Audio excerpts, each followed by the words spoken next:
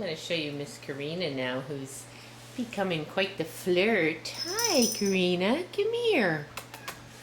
She comes out and she rubs up against everything. She makes her tail real big.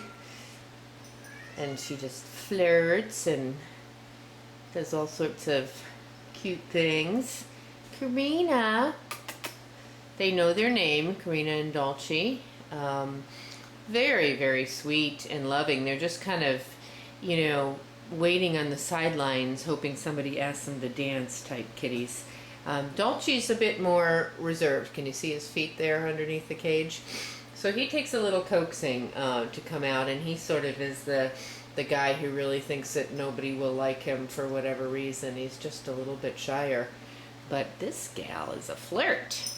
And he does watch her and kind of follow her lead. So I think once they're in a home, I think this area, this environment is just a bit overwhelming for them. And I've tried to leave them out of the cages as much as possible to help that, so they can feel a little more comfortable. But it's still not home. There's no bed, there's no couch, there's no things that really tell a cat this is my home. So these guys are just going to be fantastic in somebody's place. I'm telling you, I'm just amazed that people aren't just clicking on them like crazy, because you just don't get a bonded pair with, you know, vet records and history and sweet cats in rescue. You just get a lot of unknowns usually, and these guys are just fantastic.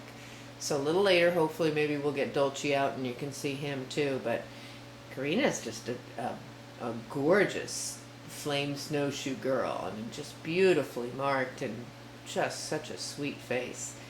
And very, very nice personalities. Really have nothing negative to say about their personalities, other than Dolce's occasional mishap for pooping out of the box when he gets, when his routine changes or he gets upset. Now, he hasn't done that here, interestingly enough, which tells us that it's behavioral. And you know, a lot of times you just change the environment and you kind of restart the cat. It's kind of like rebooting your computer, and that stops. The previous owner said it really just wasn't a big deal. It wasn't that frequent, and stools were very hard and she could pick them up very easily. It made no mess whatsoever. But of course we don't want that to happen, and we can talk about ways to make sure it doesn't. But great choices. Really, really solid candidates for somebody.